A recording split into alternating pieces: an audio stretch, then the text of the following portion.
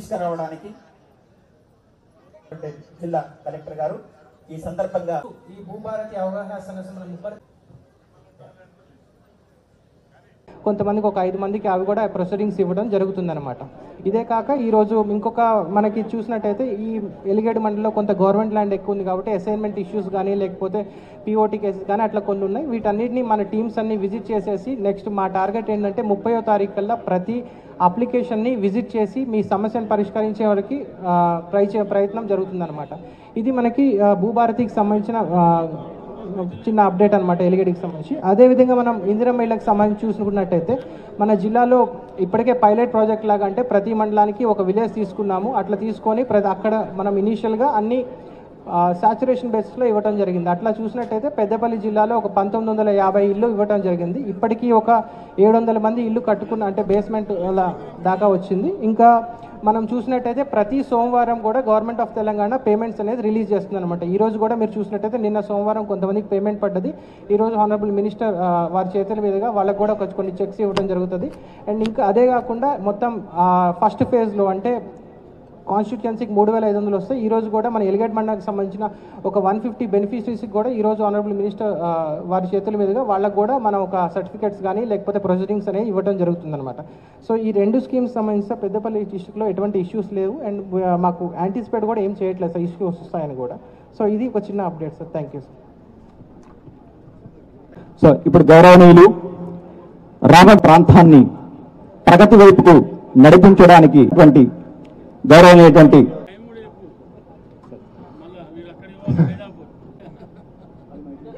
నేటి కార్యక్రమ సభాధ్యక్షులు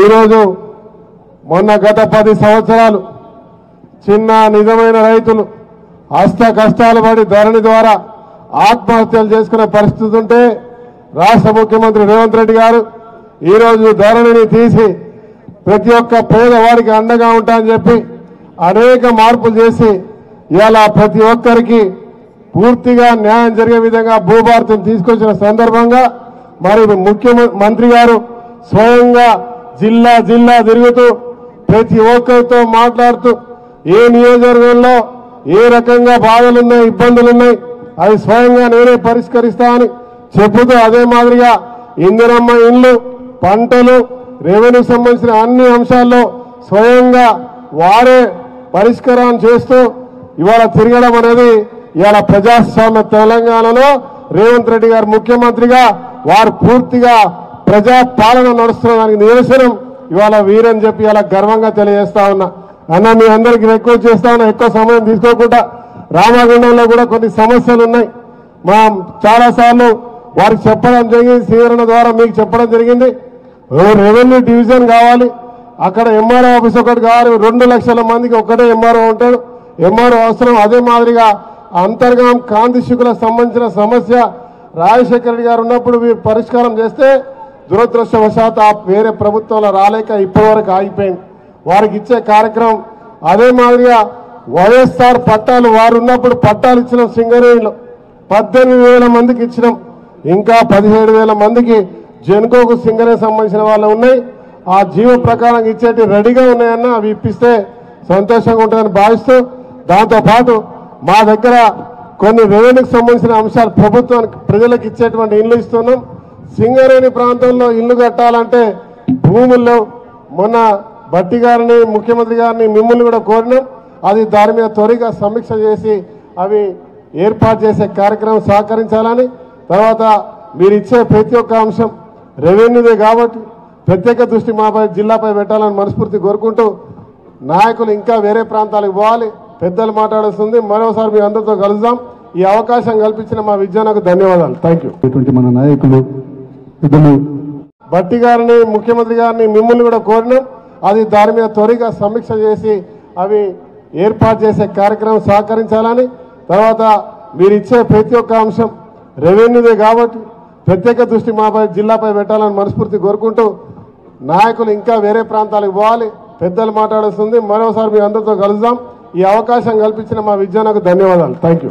మన నాయకులు పెద్దలు రాష్ట్ర మంత్రివర్యులు శ్రీధర్ బాబు గారికి, పెద్దలు వేణుగోపాల్ గారికి, ప్రకాష్ రావు గారికి, మరి వేదిక ముందు ఉన్నటువంటి సోదర సోదరీమణులు, ఈరోజు ఈ భూభారతి సదస్సు మన పెద్దపల్లి నియోజకవర్గంలో మొట్టమొదటిగా ఈ ఎలిగేడు మండలానికి సంబంధించినటువంటి ముప్పిరితోట గ్రామంలో జరగడం అనేటువంటిది చాలా సంతోషంగా భావిస్తూ, నాకు సంబంధించినటువంటి భూములు కూడా ఇదే గ్రామంలో పక్కనే ఉంటాయి. మంత్రి గారు, మా గ్రామం కూడా పక్క గ్రామమే. మా ఎమ్మెల్యే గారిది కూడా ఇదే మండలం, నాది కూడా ఇదే సొంత మండలం. ఇక్కడ మనం ధరణి గురించి మనం మాట్లాడుకోవాలంటే, ఈ రాష్ట్రం ఏర్పడిన తర్వాత కొత్తగా వచ్చినటువంటి ఒక రెవెన్యూ మార్పుల్లో ఒకటి ధరణి. ఆనాడు వచ్చిన తర్వాత అనేక మార్పులకు చోటు చేసుకున్నది. అనేక రకాలైనటువంటి డిమాండ్స్ పబ్లిక్ నుంచి రావడం, పబ్లిక్ నుంచి వస్తున్నటువంటి డిమాండ్స్ ని ఆ రోజు ఉన్నటువంటి నాయకులు మేమందరం కూడా ప్రభుత్వానికి చెప్పడం, ప్రభుత్వం అనేక సార్లు మార్పులు చేసినప్పటికీ కూడా ప్రజల్లో దాని పట్ల పూర్తి స్థాయిలో సంతృప్తికరమైనటువంటి వాతావరణం ఏర్పడలేదు. ఆ తర్వాత ప్రభుత్వం ఒక క్యాబినెట్ సబ్ కమిటీ కూడా దాని కొరకు అపాయింట్ చేసినప్పటికీ కూడా ఆ క్యాబినెట్ సబ్ కమిటీలో కూడా తీసుకున్నటువంటి నిర్ణయాలను ఇంప్లిమెంట్ చేసేటువంటి దిశగా ఎందుకో చర్యలు జరగలేదు. ఆ క్యాబినెట్ సబ్ కమిటీలో నేను కూడా ఆనాడు చీఫ్ విప్గా నేను కూడా ఒక స్పెషల్ ఇన్వైట్గా నేను ఉన్నప్పటికీ కూడా అనేక సూచనలు, అనేక సలహాలు మేము ఇచ్చినాం. పబ్లిక్ లో ఉన్నటువంటి వాస్తవమైనటువంటి అభిప్రాయాల్ని ప్రభుత్వం దృష్టికి తీసుకుపోయేటువంటి ప్రయత్నం చేశాం. కానీ ఎందుకో అవన్నీ కూడా ఇంప్లిమెంటేషన్ జరగడంలో చాలా లేట్ అయిపోయింది. చాలా లోపాలు కూడా ఏర్పడినటువంటి పరిస్థితి ఉంది.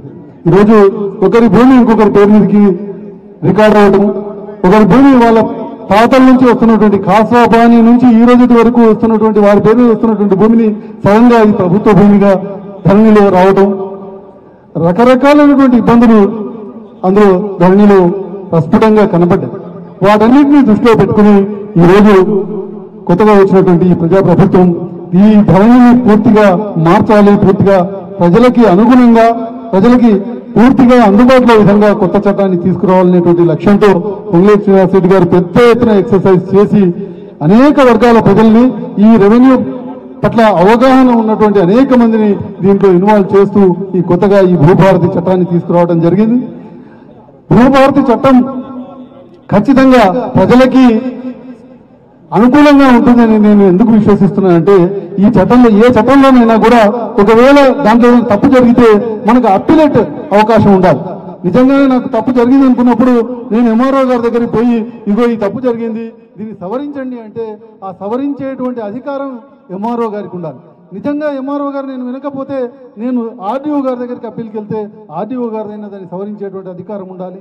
అట్లా కాకుండా ఇంకా ముందుకు పోయి అప్పీల్ చేసుకున్నట్టయితే కలెక్టర్ గారి దగ్గరికి వెళ్తే కలెక్టర్ గారు దాన్ని సవరించేటువంటి అధికారం ఉండాలి.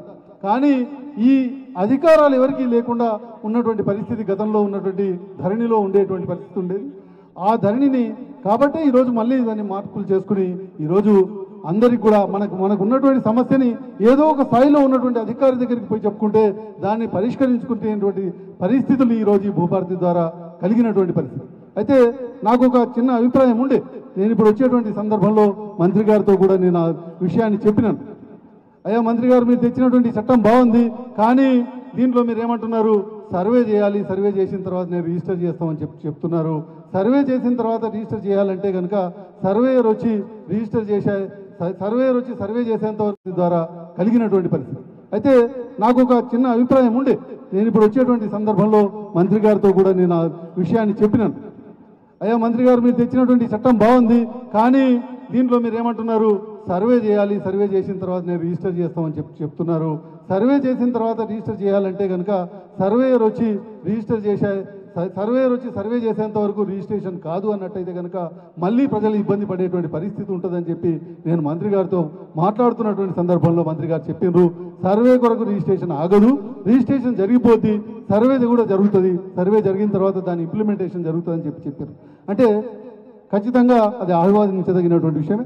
అంతేకాకుండా సర్వేయర్లు ఏదైతే కొరత ఉందో దాని విషయంలో కూడా మంత్రి గారితో మాట్లాడినటువంటి సందర్భంలో లేదు, ప్రతి మండలంలో కూడా కొత్తగా రిజిస్టర్డ్ సర్వేయర్స్ని కూడా మేము ఇచ్చేస్తున్నాం, వాళ్ళకి ట్రైనింగ్ కూడా ఇస్తున్నాం, ఏ విధంగా చేయాలనేటువంటి విషయం కూడా చెప్పారు. ఆ రెండు అంశాలు కూడా వారితో డిస్కస్ చేసిన తర్వాత చాలా వారు ఎంత స్టడీ చేసిండ్రు సమస్యల పట్ల అనేటువంటిది నాకు కొంత అవగాహన కలిగినటువంటి పరిస్థితి ఉంది.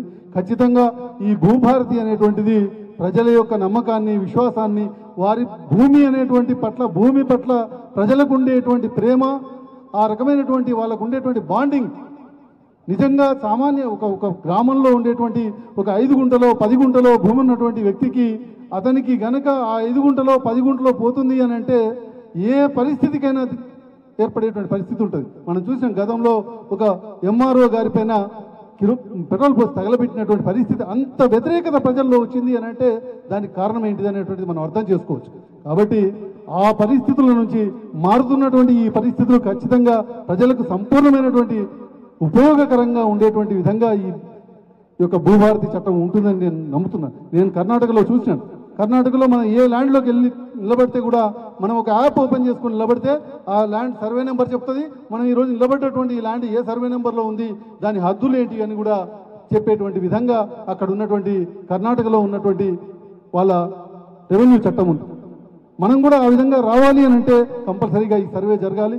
మొత్తం ల్యాండ్స్ కూడా మనకు సంబంధించినటువంటి సర్వే కరెక్ట్గా మన కోఆర్డినేట్స్ రావాలి అంటే అప్పుడు వచ్చినప్పుడు మాత్రమే అది సాధ్యమయ్యేటువంటి పరిస్థితి ఉంటుంది. కాబట్టి ఈరోజు ప్రభుత్వం ఆ నిర్ణయం తీసుకుని అన్ని భూములను కూడా ఏ రకమైనటువంటి మనం చూస్తే పోలీసు ఈరోజు డీసీపీ గారు వాళ్ళందరూ కూడా ఇక్కడ ఉన్నారు. అనేకమైనటువంటి కేసులన్నీ కూడా ఈరోజు ఈ భూములకు సంబంధించినటువంటి కేసులే ఉంటాయి. కోర్టులలో ఉండేటువంటి కేసులు కావచ్చు, ఈరోజు పోలీసుల దగ్గరికి వచ్చేటువంటి చిన్న చిన్న గొడవలు, కొట్లాటలు కావచ్చు, ఇవన్నీ కూడా ఈ రెవెన్యూ చట్టానికి సంబంధించినవి ఉంటాయి. కాబట్టి ఈ చట్టం ద్వారా ఆ రకమైనటువంటి ప్రజల్లో భిన్నమైనటువంటి కుటుంబంలోనే కలహాలకు దారితీసేటువంటి ఆ సమస్యలన్నీ కూడా దూరం అవుతాయని కూడా నమ్ముతున్నాను.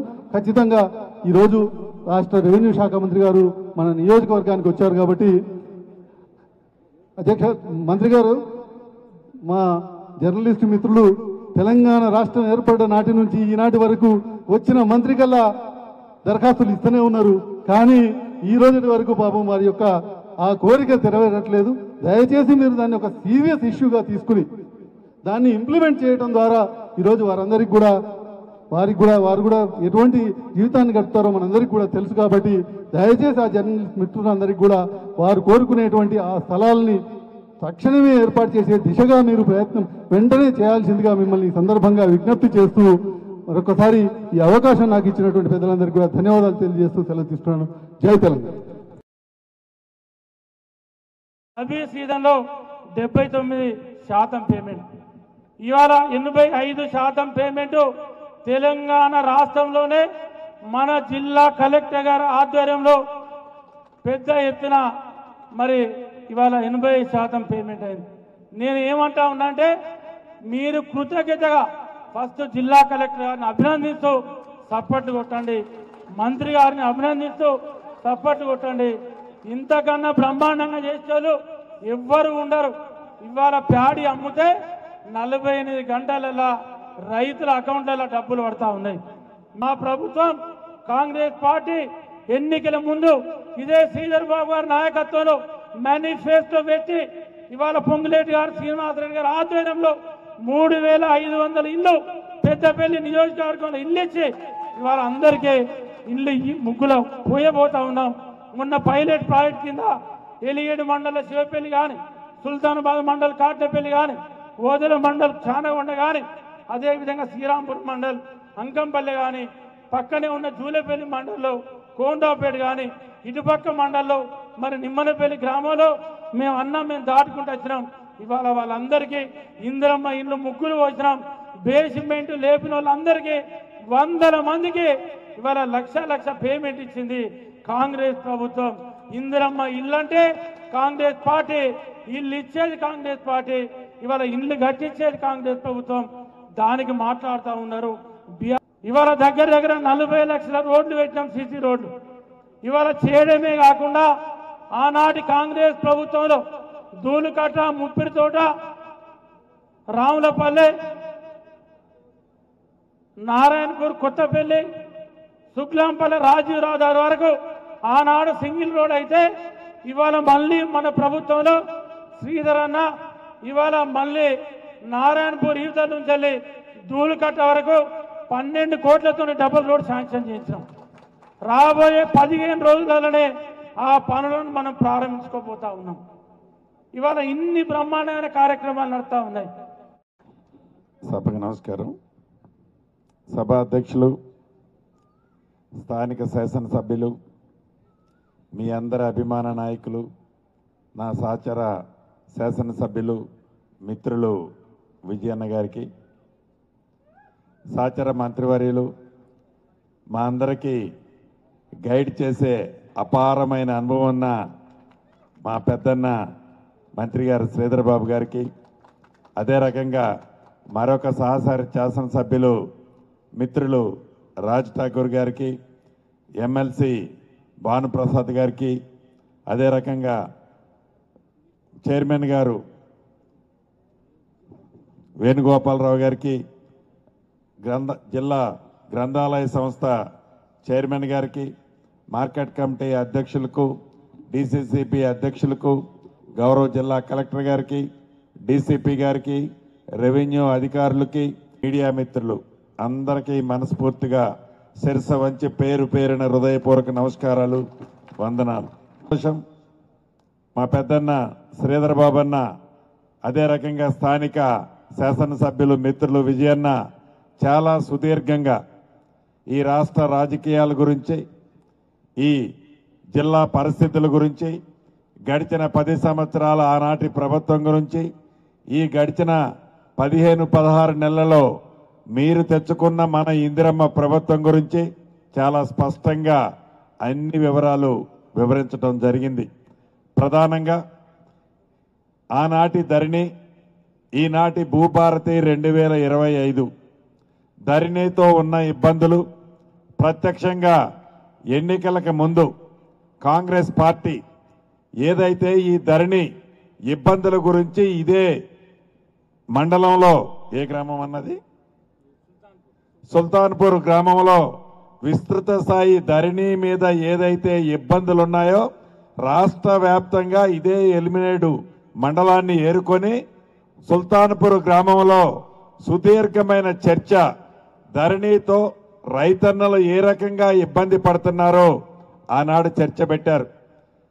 మీ దీవెనలతో ఇందిరమ్మ ప్రభుత్వం వచ్చిన మరుక్షణమే ధరణికి మోక్షం కలిగించి పేదవాడు కోరుకునే చట్టాన్ని తెస్తామని ఆనాటి మన నాయకులు ఆదేశానుసారం, సూచనలనుసారం ఈనాడు తెలంగాణ రాష్ట్రంలో ప్రజలు నచ్చే మెచ్చే భూభారతి 2025 చట్టాన్ని, ప్రజలు కోరుకునే చట్టాన్ని, ప్రజలు ఏ అంశాలు ఉండాలనో చట్టాన్ని కోరుకుంటున్నారో ఆ అంశాలన్నిటినీ చట్టంలో పెట్టి మీ చుట్టములాగా గడిచిన నెల 14వ తారీఖు డాక్టర్ బిఆర్ అంబేద్కర్ గారి జయంతి పురస్కరించుకొని రాష్ట్ర రైతాంగానికి, భూములున్న ఆసాములకి గౌరవ ముఖ్యమంత్రి రేవంత్ రెడ్డి గారి చేతుల మీద ఈ రాష్ట్ర ప్రజానికానికి ఈ చట్టాన్ని అంకితం చేయటం జరిగింది.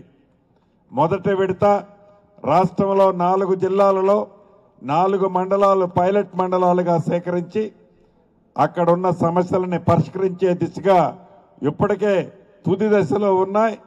జూన్ 2వ తారీఖు నాడు రాష్ట్ర అవతరణ దినోత్సవం నాడు ఆ 4 మండలాలకు సంబంధించిన అన్ని అంశాలని పరిష్కరించి ఆ 4 మండలాల్లో ఉన్న రైతాంగానికి, భూములున్న ఆసాములకి పూర్తి భద్రత, రక్షణ ఈ చట్టం ద్వారా కల్పిస్తున్నాము.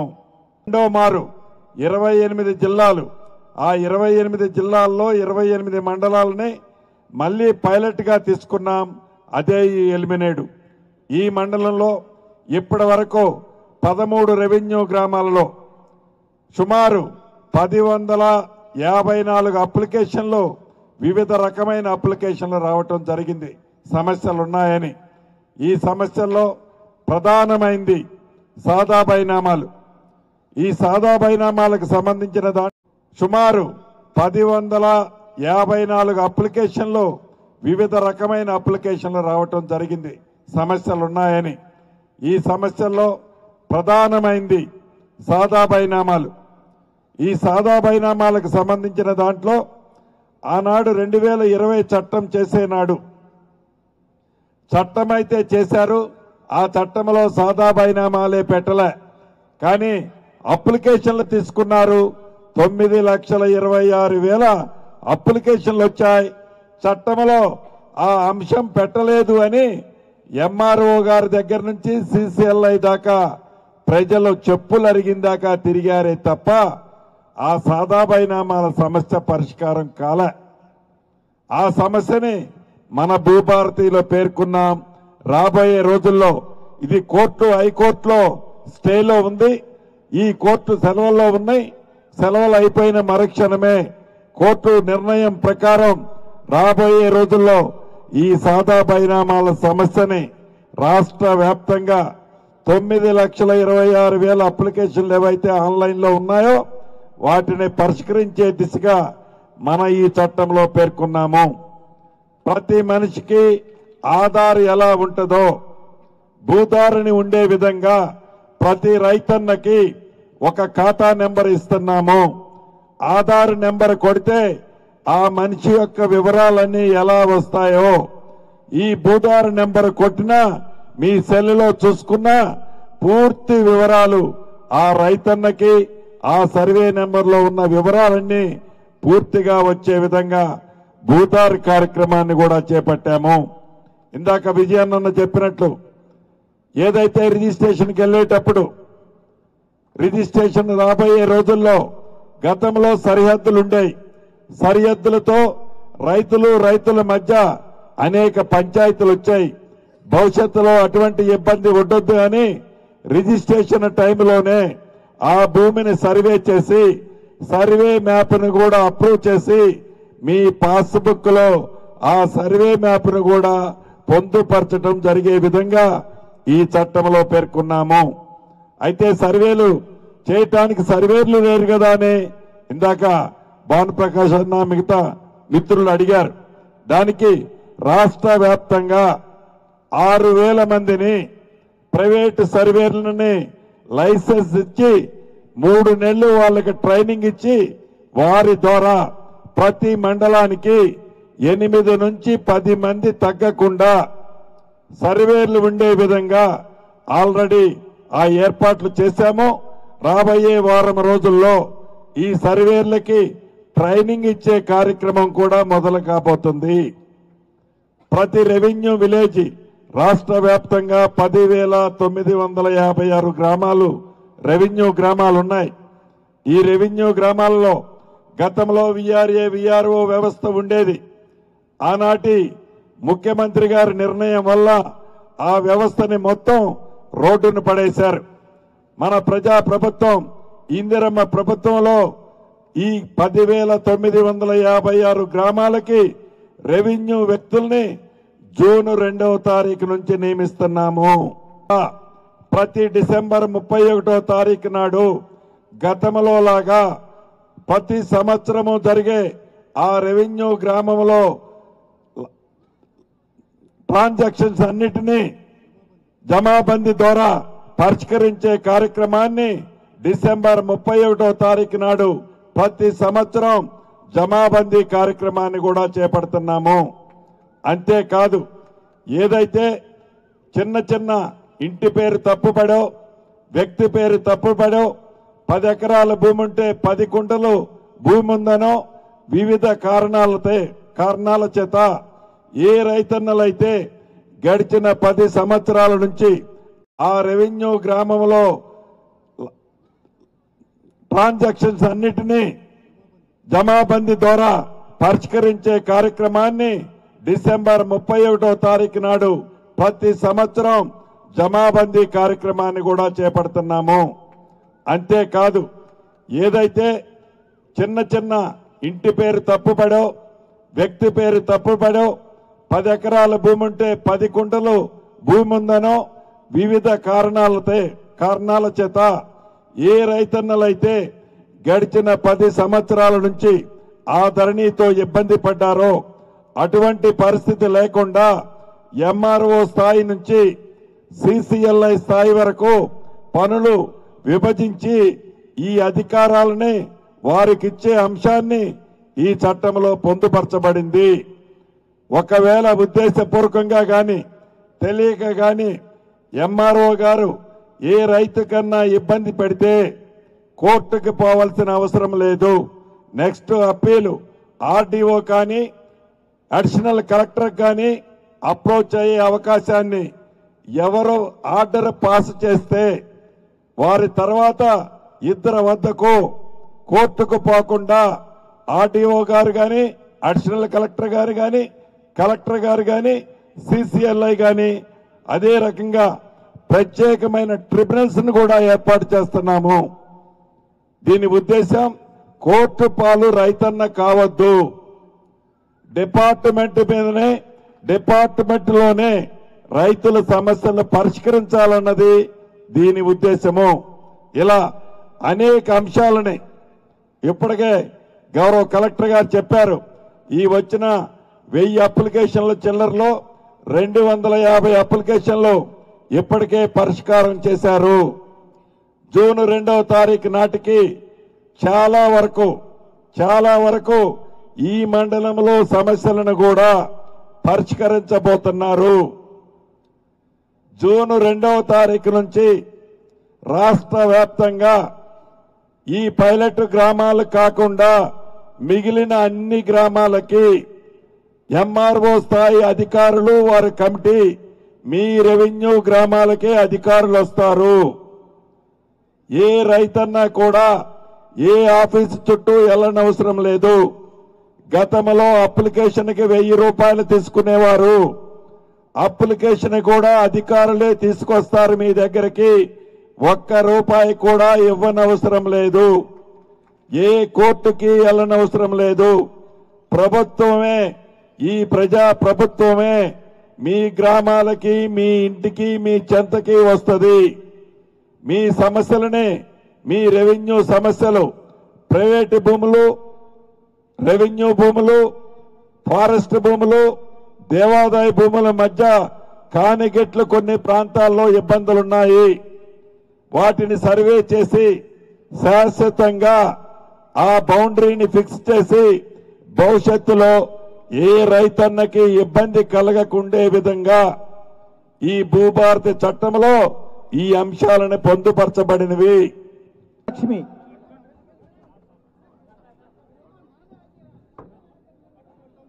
మంజూరు. మొదటి దశ పూర్తయిన జంబో చెక్కు పంపిణీ. ఒక్కొక్కరికి 1,00,000 రూపాయల చొప్పున చెక్కు.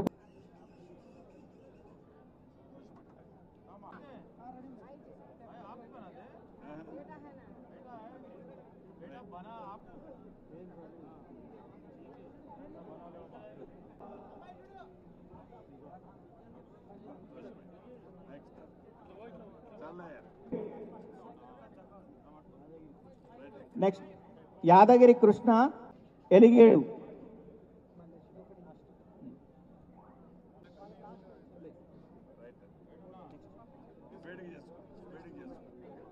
మీ అందరి ప్రియతమ నాయకులు, స్థానిక గౌరవ శాసనసభ్యులు విజయరమణారావు గారు, వారి ఆధ్వర్యంలో జరుగుతా ఉన్న ఈ ముప్పరితోట గ్రామానికి సంబంధించి ఎలిగేడు మండలంలో జరుగుతా ఉన్న ఈ భూభారతికి సంబంధించి ప్రజల మధ్యలో ఉండి భూమి సమస్యలను కానీ, సమస్యల పరిష్కారం గురించి కానీ రాష్ట్ర ప్రభుత్వం గౌరవ ముఖ్యమంత్రి రేవంత్ రెడ్డి గారి నాయకత్వంలో, మరి గౌరవ రెవెన్యూ మంత్రి గారు, అదేవిధంగా హౌసింగ్ మంత్రి గారు పెద్దలు శ్రీనివాసరెడ్డి గారు ఇక్కడికి రావటం జరిగింది. వారికి మా జిల్లా వాస్తవ్యులందరి తరఫున స్వాగతం పలుకుతూ, ఈ ప్రాంతవాసి అనేక సంవత్సరాలుగా ఈ ప్రాంతానికి, రాష్ట్రానికి సేవలు అందిస్తా ఉన్న గౌరవ శాసన మండలి సభ్యులు భానుప్రసాద్ గారు, జిల్లా కలెక్టర్ గారు,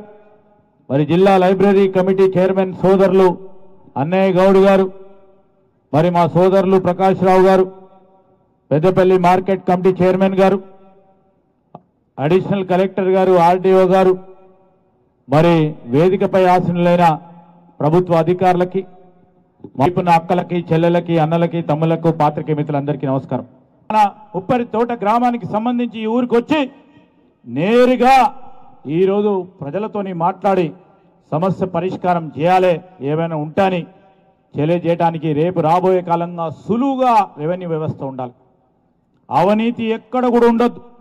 మీరు మండలానికి సంబంధించి రెవెన్యూ ఆఫీసు పోయినా అక్కడ రూపాయి ఖర్చు లేకుండా మీ భూమి పత్రాలకు సంబంధించి కానీ మీ రిజిస్ట్రేషన్కు సంబంధించి కానీ మీ హక్కుగా మీ హక్కుగా ఈ ప్రభుత్వం ఇచ్చిన హక్కుగా మీరు ఒక్క రూపాయి ఖర్చు లేకుండా మీకు న్యాయపరంగా ఉన్న భూమిని కాపాడే ప్రయత్నంలోనే ఈరోజు శ్రీనివాస్ రెడ్డి గారి ఆధ్వర్యంలో భూభారతి చట్టం తీసుకురావడం జరిగింది. ఒకటి, అవగాహన కల్పించడానికి, ఈ సదస్సుల ద్వారా ఉన్న చిన్న సమస్యలను పరిష్కారం చేయడానికి కానీ, ఇక్కడున్న రెవెన్యూ యంత్రాంగానికి సంబంధించి మొత్తం రెవెన్యూ యంత్రాంగాన్ని దొంగలుగా చిత్రించి ఇచ్చిన ఆనాటి ప్రభుత్వానికి సంబంధించిన వ్యవస్థకు సంబంధించిన అంశం విషయంలో కానీ ఈరోజు రెవెన్యూ వ్యవస్థ పటిష్టంగా పనిచేస్తూ ఇబ్బంది లేకుండా మరి భూములకు సంబంధించిన అంశం విషయంలో ముందుకు తీసుకెళ్లే ప్రయత్న భాగంలోనే మరి మన రెవెన్యూ మంత్రి గారు మన ప్రాంతానికి రావటం జరిగింది. దానితో పాటు వారికి ఈరోజు వారి ఆధ్వర్యంలో మరి 10 సంవత్సరాల కాలయం తర్వాత ఆ రోజు ఇంద్రమ్మ ఇల్లు ఇస్తామని చెప్పి మొత్తం 119 నియోజకవర్గాల్లో ప్రతి నియోజకవర్గానికి 3500 ఇల్లు శాంక్షన్ చేయించడం జరిగింది. మరి రెవెన్యూ మంత్రి, హౌసింగ్ మంత్రి శ్రీనివాస్ రెడ్డి గారు పేదలకు ఇల్లు ఇవ్వాలి, ఇల్లు లేని నిరుపేదలకు ఇల్లు ఇవ్వాలి. మొదటి దఫగా ఇళ్ల స్థలం ఉండి ఇల్లు లేని వారికి ఇవ్వాలని, ఆ పేదవాడిని గుర్తించాలని రాజకీయాలు లేకుండా నేరుగా మీరు రేపొద్దున విజయరామారావు గారు ఇచ్చిన లిస్టులో ఈరోజు విజయరామారావు గారు కలెక్టర్ గారికి సమర్పిస్తే మొత్తం పూర్తి స్థాయిలో విచారణ జరిపి ఇల్లు లేని నిరుపేదకి ఇచ్చే కార్యక్రమాన్ని మరి శ్రీనివాస్ రెడ్డి గారి ఆధ్వర్యంలో మేము కానీ విజయరామారావు గారు కానీ ఇల్లు లేని నిరుపేదలకు ఇచ్చే కార్యాచరణ మొట్టమొదటిసారి ఈరోజు మన తెలంగాణ రాష్ట్రం ఏర్పడ్డ తర్వాత పేదవారికి ఇల్లు ఇచ్చే కార్యక్రమం చేస్తున్నాం. ఇంకా 2-3 ప్రధానమైన అంశాలు ఉన్నాయి. ఆర్థిక వ్యవస్థను గాడిలో పెడతా ఉన్నాం. ప్రజలకు ఇచ్చిన మాటను ప్రతి ఒక్కటి కూడా నిలబెట్టుకునే ప్రయత్నంలో ముఖ్యమంత్రి గారు కానీ మా సహచర మంత్రివర్గ సోదరులే కానీ ఈరోజు ముందుకు నడుస్తూ ఉన్నాం. మీరందరి ఆశీర్వాదంతో మీరిచ్చిన తీర్పులో బాధ్యత భాగంలో ముందుకు తీసుకెళ్లే ఒక కార్యాచరణ తీసుకెళ్లాలని ప్రయత్నం చేస్తూ ఉన్నాం. మీ అందరి ఆశీర్వాదం. ఈరోజు నేను జిల్లాకు సంబంధించిన మంత్రిగా జిల్లా రెవెన్యూ యంత్రాంగం కానీ జిల్లా హౌసింగ్ యంత్రాంగం కానీ ఈరోజు జిల్లాలో ఉన్న ప్రభుత్వ వ్యవస్థలకు సంబంధించి అభిమాన నాయకుడు విజయరామారావు మీ అందరి గురించి నిరంతరం అనునిత్యం ప్రతి క్షణం పనిచేస్తూ ఈరోజు ఏదైనా సమస్య వస్తే ఏ విధంగా మరి పరిష్కార మార్గంలో ఉండాలని ఆలోచన చేస్తూ ముందుకు నడుస్తూ ఉంటాడు. ఎందుకు ఇప్పుడు చెప్పిండు, జిల్లాల సాగునీరుకు సంబంధించి ఆ రోజు ప్రతిపక్షంలో ఉన్న ఇక్కడ ప్రతిపక్ష నాయకుడిగా విజయరామారావు గారు అనేక సందర్భాల్లో వారితో పాటు నేను అప్పుడు శాసనసభ్యుడిగా అంతపూర్వకం మరి వారి మిత్రుడిగా ఈ ప్రాంతానికి పెద్దపల్లి నియోజకవర్గానికి సంబంధించి సాగునీటికి సంబంధించి ఎవరైనా రైతు ఇబ్బంది పడతా ఉన్నాడంటే విజయరామారావు ముందు ఉండేటోడు. నేను అనుకున్నప్పుడు 2018లో రోజు పోరాటం చేస్తూ ఉంటాడు, రోజు రోడ్డు మీదనే ఉంటాడు. ఈ 18లో ఈ రైతు సోదరులు నేను ఎన్నుకుంటారా అనుకున్నానే. నాకు బాధ అనిపించింది. రైతుల పక్షాన్ని నిలబడి 2018లో నాతో పాటు నిలబడి నిరంతరం కృషి చేస్తూ ఉంటే రైతులు గుర్తించలే. నేను అనేటోనే నేను గుర్తిస్తలేరు విజయరామారావు, మీ రైతులు ఇంకా కూడా కాదంటలేరండి, ఇంకా డబుల్ పని చేస్తా అన్నాడు. 10 పని చేసి ఈరోజు 18 నుంచి 23 వరకు కూడా నిరంతరం నేను ఆ రోజు మరొక మారు శాసనసభ్యుడిగా ఎన్నికైనా ఆ రోజు ఈ రోజు కూడా ప్రభుత్వంలో ఉన్నాడు, నేను మంత్రిగా ఉన్నా. రోజు నా అక్కడ ఎస్ఆర్ఎస్పీ నీళ్ళు వదిలేగానే నాకు టెన్షన్ పెడతాడు ఈయన.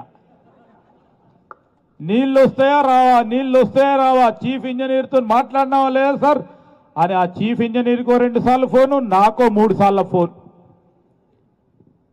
ఈ D83 D86 సంబంధించి నీళ్ళు ఏడబోకున్నా అరే పోతున్నాయా అంటే పోతలేవంటాడు. నీళ్లు మొత్తం వచ్చి నీళ్లకు సంబంధించి సాగునీటి వ్యవస్థకు సంబంధించి నిరంతరం పోరాటం చేసే వ్యక్తిగా ఈరోజు ప్రభుత్వంలో ఉండి కూడా తన బాధ్యతను విస్మరించకుండా బాధ్యతల భాగంగా ఈరోజు సాగునీటిని అందిస్తా ఉన్నాడంటే మీ నాయకుడు విజయరమణారావు గారు ఈ ప్రాంత నాయకుడిగా ఉన్నాడు. ఈరోజు అదేవిధంగా ఈ ప్రాంతానికి సంబంధించి అనేక అంశాల విషయంలో నిరంతరం రోడ్లు కావాలన్నా ఈరోజు సుల్తానాబాద్ అటుపక్కనున్న పెద్దపల్లి మరి దానికి సంబంధించి మనం బైపాస్ రోడ్ చేసుకుందాం అనుకున్నాం. ఎప్పుడు అనుకున్నాం? 2013-14 అప్పుడు విజయరమణారావు గారు ఎమ్మెల్యేగా ఉండే. రాజీవ్ గారి నిర్మాణ సందర్భంలో ఆ రోజు ఆఖరి సందర్భం వచ్చింది ఎలక్షన్కు సంబంధించి వచ్చి అది శాంక్షన్ చేపించుకున్నాం. చేపించుకుంటే అక్కడ వేసిన గొంగలు అక్కడ ఉంటే ఈరోజు వారు మళ్ళొక్కసారి శాసనసభ్యుడిగా ఎన్నికైన తర్వాత మన ప్రభుత్వం ఏర్పడ్డ తర్వాత ఈరోజు ప్రధానంగా సుల్తానాబాద్కు సంబంధించి పెద్దపల్లికి సంబంధించి బైపాస్ రోడ్డు నిర్మాణానికి అనుమతులు పొంది శాంక్షన్ పొందడం జరిగింది. అతి త్వరలో ఆ పనులను కూడా ప్రారంభోత్సవం చేయడం జరుగుతుంది. ఈరోజు అందుకోసమే చెప్తా ఉన్నాం, టెండర్లు అయిపోయే వరకు కూడా మళ్ళీ ఈసారి ఎటైనా మాట్లాడతాడని ఎంబడి పడి టెండర్లు కూడా వేయించుకునే కార్యక్రమం చేసింది. ఒక్కరోజు కూడా నిద్ర పోనియండి నన్ను అక్కడ ఉన్నా కానీ. ఈరోజు మేము చెప్తా ఉన్నాం, బ్రిడ్జ్ నిర్మాణ కార్యక్రమంలో కూడా మరి నిధులకు సంబంధించి మీరు ఏం చేస్తారో తెలియదు. కాంట్రాక్టర్ పడ్డ ఇబ్బందులు పడకుండా మొత్తం బ్రిడ్జ్ నిర్మాణ కార్యక్రమంలో ఆగకుండా చూడాలని 3 రోజుల పాటు తిరిగిండు. నాతో పాటు తిరిగితే నేను చెప్తానే ఫైనాన్స్ మినిస్టర్ గారితోనంటే వినేవాళ్ళే.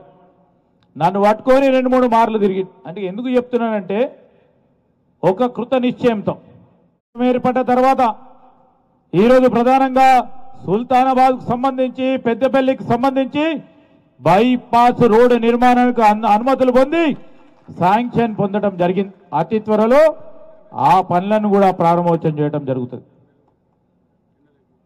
ఈరోజు అందుకోసమే చెప్తా ఉన్నాం, టెండర్లు అయిపోయే వరకు కూడా మళ్ళీ ఈసారి ఎటైనా మాట్లాడతాడని ఎంబడి పడి టెండర్లు కూడా వేయించుకునే కార్యక్రమం చేసింది. ఒక్కరోజు కూడా నిద్ర పోనియండి నన్ను అక్కడ ఉన్నా కానీ. ఈరోజు మేము చెప్తా ఉన్నాం, బ్రిడ్జ్ నిర్మాణ కార్యక్రమంలో కూడా మరి నిధులకు సంబంధించి మీరు ఏం చేస్తారో తెలియదు. కాంట్రాక్టర్ పడ్డ ఇబ్బందులు పడకుండా మొత్తం బ్రిడ్జ్ నిర్మాణ కార్యక్రమంలో ఆగకుండా చూడాలని 3 రోజుల పాటు తిరిగిండు. నాతో పాటు తిరిగితే నేను చెప్తానే ఫైనాన్స్ మినిస్టర్ గారితోనంటే వినేవాళ్ళే. నన్ను పట్టుకొని 2-3 మార్లు తిరిగి. అంటే ఎందుకు చెప్తున్నానంటే ఒక కృత నిశ్చయంతో ఒక కంకణం కట్టుకొని శాసనసభ్యుడిగా ఎన్నికైన తర్వాత నేను ఈ ప్రాంత ప్రజలకు మేలు చేయాలి అనే ఒక కాంక్ష, ఒక ఆరాటం వారి మదిలో ఉన్నప్పుడు ఇంతకుముందు వారు ఒక ఆవేదనతో మాట్లాడింది. ఏ ప్రజానికానికి సమస్య వచ్చినా నేను ఉంటానని చెప్పడానికి వారి హృదయమే నిదర్శనం అని మీ అందరికి కూడా మనవి చేస్తా ఉన్నా. ఈరోజు మనమందరం కూడా ఆలోచన చేయాలి. మనం ఒకటేమో బీజేపీ పార్టీ వాట్సాప్ యూనివర్సిటీ పెట్టింది, మీ అందరికీ తెలుసు. రాష్ట్ర స్థాయిలో కేంద్ర స్థాయిలో కూడా ఒక ప్రక్కన ఇంతకుముందు మా సోదరులు చెప్పినట్టు ఆపరేషన్ సింధూర్ అనే అంశంకి వచ్చే వరకు భారతదేశ సరిహద్దుకు కానీ భారతదేశానికి సంబంధించిన పౌరులకు సంబంధించిన ఏ అంశం విషయంలో రాజకీయాలకు అతీతంగా మేముంటామని కాంగ్రెస్ పార్టీకి సంబంధించిన మన నాయకుడు రాహుల్ గాంధీ గారితో పాటు ఈ రాష్ట్రానికి సంబంధించిన ముఖ్యమంత్రి గారు కానీ మన పిసిసి అధ్యక్షుల వారు కానీ నిలబడి మేమున్నాం, ముందుకు నడవండి అని చెప్పినాం. ఏమైనది? అమెరికా పెత్తందారులకు వారు ఈరోజు మన దేశానికి సంబంధించి అంశం విషయంలో వారి చొరవ చూపెట్టే విధంగా ఆలోచన చేసిండ్రు. ఇంతకుముందే సోదరులు చెప్పినట్టు ఇందిరాగాంధీ గారు నిలబడి ఏదేమైనా మేము పోరాటం చేస్తాం, మా దేశానికి ఎవరు అక్కర్లేదు, మా దేశం ప్రజానికానికి అన్ని అంగుళాల్లో సత్తా ఉంది అని ఒక అప్పుడు గొప్ప దేశంగా ఉన్న అమెరికా దేశానికి సంబంధించిన నాయకత్వాన్ని బెదిరించి ముందుకు నడిచిన వీర వనిత ఇందిరాగాంధీ గారని చెప్తా ఉన్నాం. ఇంకో ప్రక్కన ఇక్కడ టీఆర్ఎస్ నాయకత్వం ఏ విధంగా ఉదాహరణ చెప్పింది ఇంతకుముందే మా సోదరుడు చాలా సందర్భాల్లో మరి మన జిల్లాకు సంబంధించి మొత్తం చెప్పిండు. ఆ రోజు 2022-23లో 1,44,000 మరి ఎకరాలకు సంబంధించి 1,44,000 టన్నులకు సంబంధించిన కొనుగోలు జరిగితే ఈరోజు 2,90,000 అంటే డబుల్ వారు చెప్పిన లెక్క ప్రకారం. చూసిండ్రు ఎంతమంది? ఆ రోజు రైతులకి సంబంధించి 18,000 మంది రైతులకు సంబంధించిన ఈ పంట ఈరోజు ఎంతమందికి 40,000 మంది రైతు సోదరులకు సంబంధించిన పంటను కొనుగోలు చేయటం జరిగింది. వారికి లెక్కలు లేవు, పత్రాలు లేవు, ఇష్టారాజ్యంగా అడ్డగోలుగా మాట్లాడే అలవాటు ఉంది. అయ్యో ప్రభుత్వం కోల్పోయినవా ఏం చేయాలని, ఏ పరిస్థితిలో ఏం చేయాలో ఏం తికమక పడి అడ్డగోలుగా మాట్లాడుతూ ఉన్నారు. ఇది మేము చెప్తా ఉన్న పూర్తి స్థాయిలో నివేదిక. ఈరోజు ఏ విధంగానైతే 295 కోట్ల రూపాయల వ్యయం చేస్తే పంట కొన్నారు.